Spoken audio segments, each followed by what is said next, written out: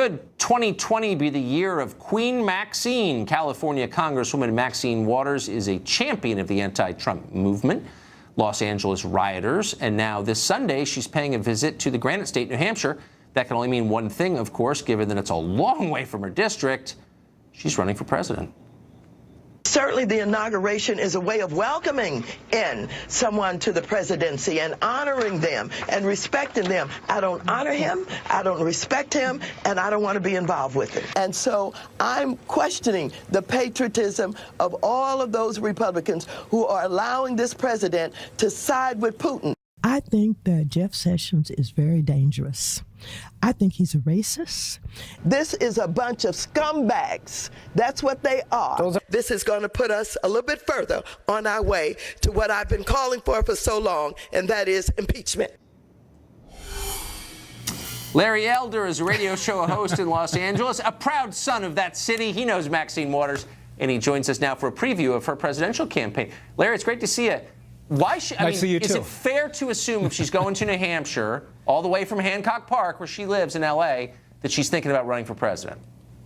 Well, if she runs, she may have a few problems. Of the 535 lawmakers on D.C., Tucker, she's the only one, to my knowledge, who's written a letter to Fidel Castro urging him not to send back a woman who murdered a New Jersey state trooper, escaped, fled to Cuba. Congress passed a resolution urging Castro to return her. She wrote a letter to Castro. The woman who escaped is a former Black Panther. She likened her to a freedom fighter, accused her of being a victim of the criminal justice system, and urged Castro not to return her to America. The woman, Joanne Chesimard, remains at the top of New Jersey's most wanted list, and Maxine Waters urged Castro not to send her back. That's point one.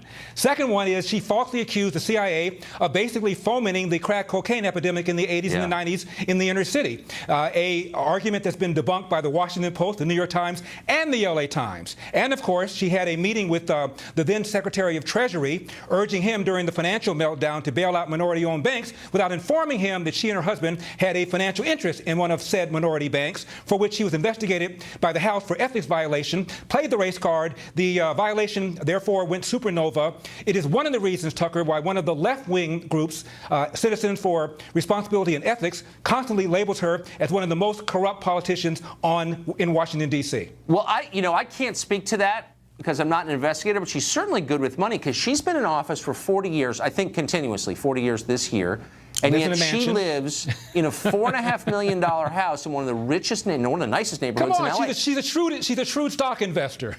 How does she do that? Like, what do you know the answer? Is it magic? I mean, how can I do something like that? I'll just give you the Harry Truman answer. When you go into politics poor and you come out rich, you're stealing.